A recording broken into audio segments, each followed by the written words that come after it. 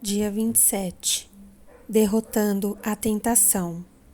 Fuja de qualquer coisa que lhe provoque os pensamentos malignos, mas aproxime-se de qualquer coisa que o leve a querer fazer o bem.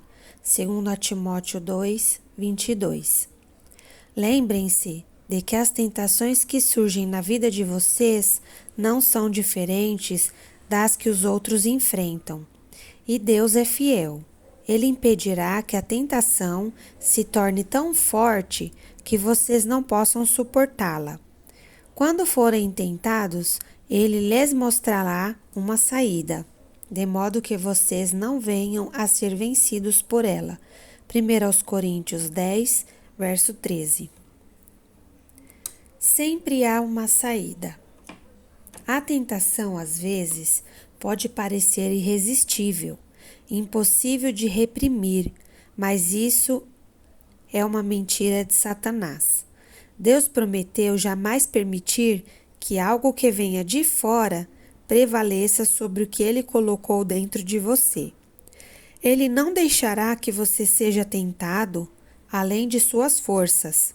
Entretanto, você também deve fazer sua parte, praticando 4 fundamentos bíblicos para derrotar a tentação.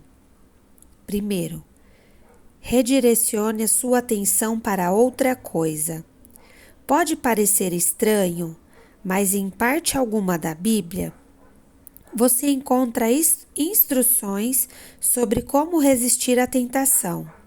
Somos orientados a resistir ao diabo em Tiago 4, verso 7. Mas isso é muito diferente. Como explicarei mais adiante? Em vez disso, somos aconselhados a redirecionar nossa atenção, pois resistir a um pensamento não produz o resultado pretendido. Isso só vai aumentar nossa concentração na coisa errada e fortalece a sedução. Deixe-me explicar. Toda vez que você tenta bloquear um pensamento, você o implanta ainda mais fundo em sua memória. Resistindo, você na verdade o fortalece. Isso realmente ocorre com a tentação.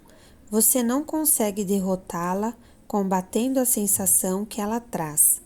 Quanto mais você combate um sentimento, mais ele o consome e controla.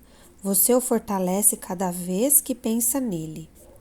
Como a tentação sempre começa com um pensamento, a maneira mais rápida de neutralizar seu fascínio é desviar a atenção para outra coisa. Não combata o pensamento, apenas mude o canal de sua mente e concentre seu interesse em outra ideia. Este é o primeiro passo para derrotar a tentação. A batalha contra o pecado é ganha ou perdida na mente. O que prende sua atenção também aprisiona você. Por isso Jó declara: fiz um pacto com os meus olhos, jamais olhar com cobiça para uma jovem. Jó 31, verso 1. Davi orou: não me deixes ficar pensando em coisas sem valor. Salmo 119, verso 37a. Já se sentiu subitamente faminto depois de assistir a um anúncio de comida na televisão? Já ouviu alguém tossir e imediatamente sentiu vontade de limpar a garganta? Já presenciou alguém dando um grande bocejo e sentiu o impulso de bocejar?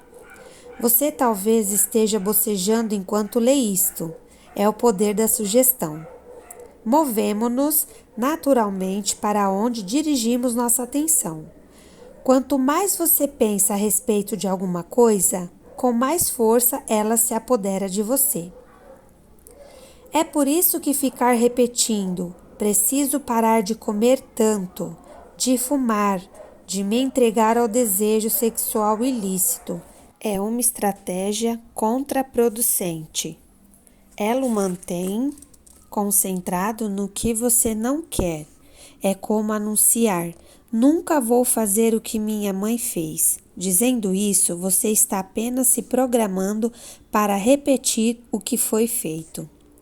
As dietas em geral não são eficazes porque o mantêm pensando em comida o tempo todo.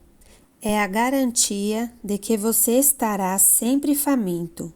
De igual modo, o orador que fica repetindo para si mesmo, não fique nervoso, está contribuindo para manter o nervosismo.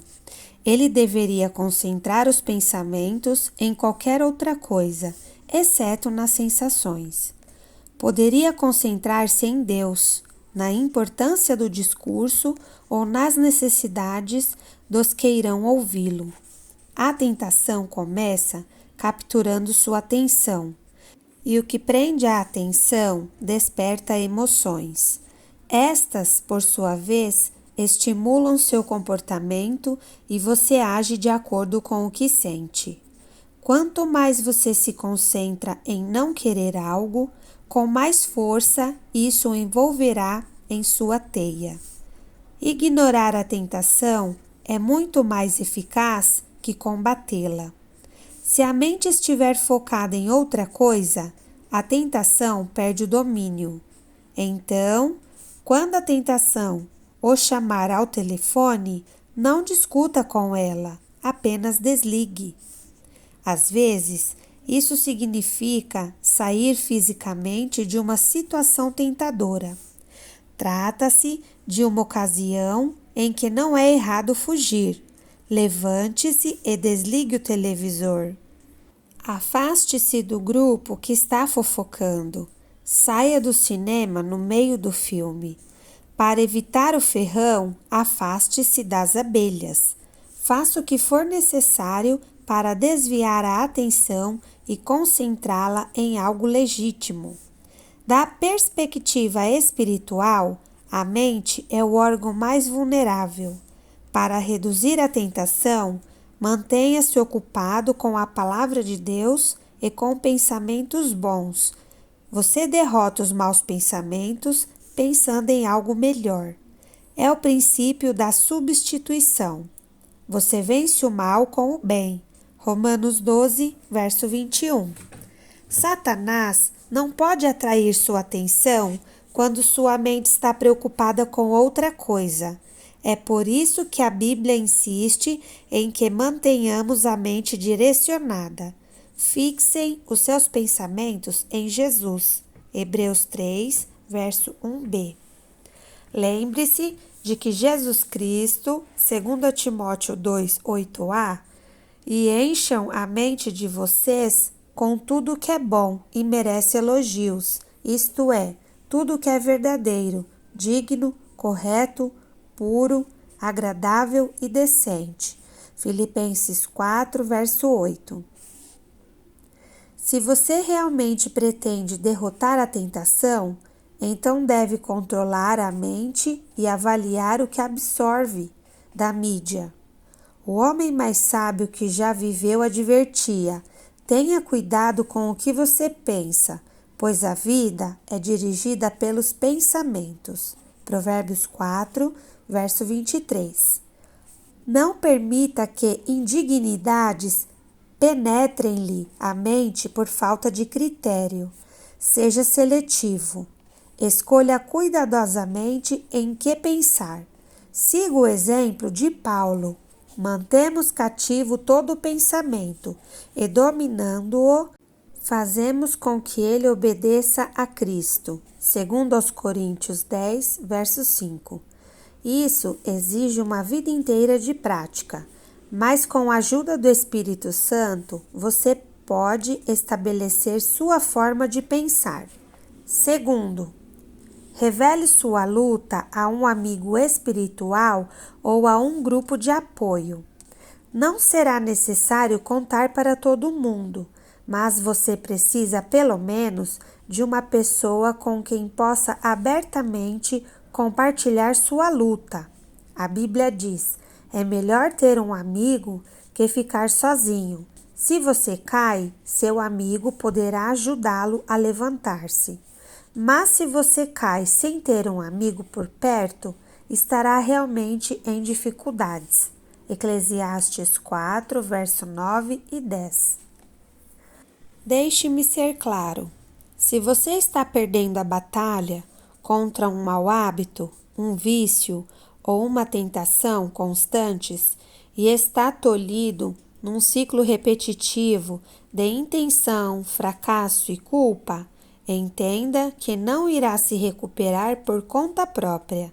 Você precisa da ajuda de outras pessoas. Algumas tentações são vencidas somente com o auxílio de alguém que ore por você, que o incentive e o que responsabilize por seus atos. O plano de Deus para seu crescimento e libertação inclui outros cristãos. A comunhão honesta e verdadeira é o antídoto para a luta solitária contra os pecados, que não dão trégua. Deus diz que essa é a única maneira de escapar. Confessem os seus pecados uns aos outros e façam oração uns pelos outros, para que vocês sejam curados. Tiago 5, verso 16a. Você realmente quer ser curado daquela tentação recorrente que o derrota continuamente? A solução de Deus é simples. Não a reprima, confesse. Não a oculte, revele. Expor os sentimentos é o início da cura. Esconder a dor só a intensifica. Os problemas crescem na escuridão, tornando-se cada vez maiores, mas retrocedem quando expostos à luz da verdade. As enfermidades têm a medida dos segredos. Então tire a máscara, para de fingir ser perfeito e venha para a liberdade.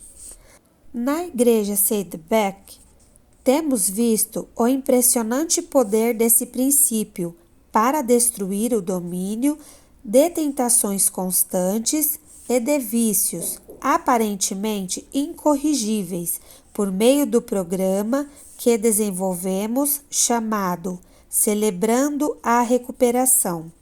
É um processo bíblico de recuperação em 8 etapas, baseado nas bem-aventuranças de Jesus e construído em torno de pequenos grupos de apoio. Nos últimos 10 anos, mais de 5.000 vidas foram libertas de todo tipo de hábitos obsessivos, danos emocionais e vícios. Hoje, o programa é utilizado em milhares de igrejas.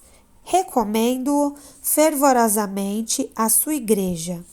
Satanás quer que você pense que seu pecado e sua tentação são exclusivos e que por isso deve mantê-los em segredo.